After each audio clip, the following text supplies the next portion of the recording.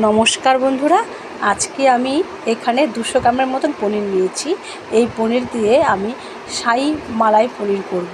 প্রথমে পনিরগুলোকে একটু মাঝারি মাপের টুকরো করে নিচ্ছি, কেটে নিয়ে আমি একটা বাটির মতো গরম জল নিয়েছি। সেই গরম জলের মধ্যে পনিরগুলোকে দিয়ে দেবো। গরম জলের মধ্যে পনিরটা ভেজানো থাকলে কী হবে, পনিরটা একটু সফটই হবে, আর ঝোলে দেওয়ার পরে আর একটু ফুলে উঠবে, ভালো লাগবে খেতে। ওই জন্য একটু গরম জলে ভিজিয়ে নিচ্ছি, কিছুক্ষণ রেখে দেবো।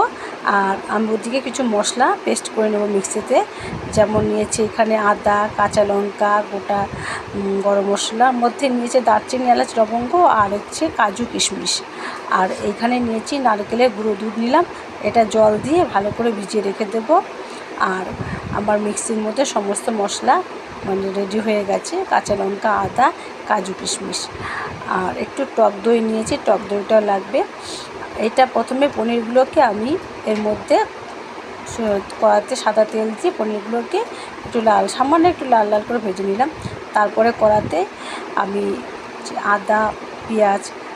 আদা, কাঁচা লঙ্কা আর কাজু, কিশমিশ যে পেস্টটা রেখেছিলাম, এটা নিরামিষ হচ্ছে তো পেঁয়াজ হয়নি, এটার মধ্যে কষিয়ে নিয়েছি। এবার এর মধ্যে একটু জিরে, ধনে, কাশ্মীরি লঙ্কার গুঁড়ো দিলাম, আর একটু টমেটো পিউরি দিলাম। টমেটোটা নেই ঘরে, টমেটো পিউরি ছিল, সেটা দিয়ে দিলাম। দিয়ে একটু নুন দিয়ে দিয়েছি। আর এর মধ্যে এটা কষানো হয়ে গেছে। এবার আমি এর মধ্যে দিয়ে দেবো আমি যে কোকোনাট পাউডারটা জলে ভিজিয়ে রেখেছিলাম, সেটা দিয়ে দিলাম। যেহেতু মালাই পনির তো, তার জন্য কোকোনাট নারকেলের দুধটা বার করে দিলে ভালো হতো, কিন্তু এটা ম্যাগি কোম্পানির যে আমার একটা কোকোনাট পাউডারটা ছিল, সেটাই দিয়ে দিলাম। একটু কষিয়ে নিয়েছি। এবার আমি এর মধ্যে মশলা ধোয়ার জলটা দিয়ে দিচ্ছি, এর মধ্যে দিয়ে এটাকে ভালো করে ফুটিয়ে নেব। এখনই পনিরগুলোকে দেবো না, ঝোলটা যখন ভালোভাবে ফুটে যাবে তারপরে পনিরগুলোকে অ্যাড করে দিয়ে দেবো এর মধ্যে। তো আমি একটু ঝোলটাকে ভালো করে ফুটিয়ে নিচ্ছি।